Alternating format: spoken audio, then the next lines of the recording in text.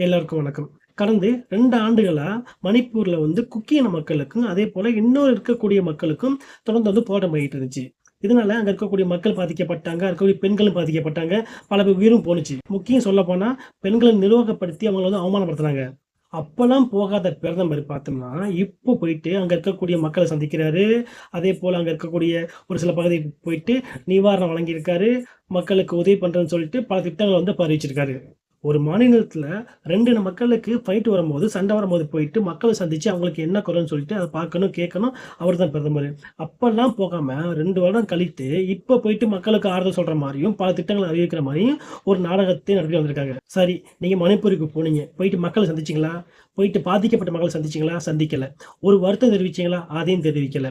அந்த மக்களுக்கு ஒரு கண்ணீர் அஞ்சலி செலுத்துனீங்களா? அதுவும் செலுத்தல. ஆனா போயிட்டு தன் கட்சிக்காண்டியோ போயிட்டு என்ன பண்ணியிருக்கீங்க?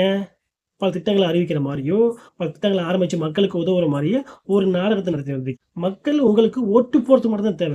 ஆனா, மத்தபடி மக்களுக்குள்ள பிரச்சனை வந்தா, அது உங்களுக்கு தேவ கிடையாது. அத பத்தி நீங்க கவலைப்பட மாட்டீங்க. அத நீங்க கண்டுக்க மாட்டீங்க. நம்ம பிரதமர் இப்ப மணிப்பூர் போயிருக்காரு.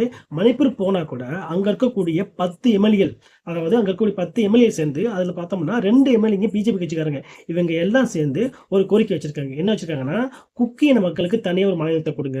சட்டப்பேரவையில கூடிய ஒரு மாநிலத்த ஒதுக்குங்கன்னு சொல்லி கோரிக்கை வச்சிருக்காங்க.